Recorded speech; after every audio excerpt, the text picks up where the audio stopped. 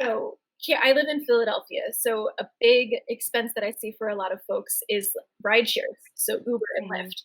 And the technology is so good and so easy that you spend however much you're spending for your ride without actually thinking about what it's going to cost you or without thinking about how many rides you've taken this month and how that adds up to how much you Wow. spent this month. Yeah. So it's just we're just on this Yeah. autopilot of spending money because it's the thing to do, because it's the habit that we have. And Mhm. when we sit down and see this is how much I spent on Uber this month versus this is how much I donated to my favorite organization, like Mhm. that might not be in alignment with what you actually want to be prioritizing in your life. Wow. So Yeah. I never want to judge somebody, and I never want people to judge themselves for the things that they've done in Right. the past. I just want to bring that awareness of what are you Right. actually prioritizing with your money, and is it the thing that you want to prioritize with your money? Uh-huh. Would you rather take the bus a few more times so that you can donate a few more dollars to whatever organization is important to you? Or not even donate. If you would rather save some money each month to go on a dream vacation 3 years from now, maybe Mhm. that's a higher priority to you than being able to eat out a few more times this month, whatever it is. Wow.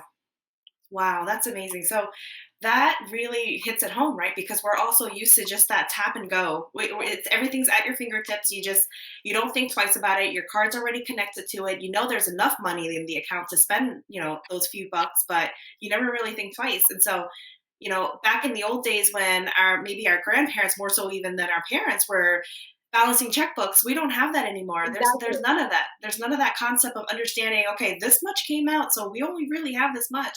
You're not as mindful anymore of the things you're spending it on, and those little bits add up. We've my husband and I have sat there and tried to arrange what we eat, like what we spend in eating out, and just the cost is astronomical. I'm like, we can have a really nice car if we would stop eating out so much, and just cook and put the effort in to cook, even if it's something very simple, a simple meal. But if we just continue eating out the way we are, we could have lived like kings without that eating out stuff. So for sure.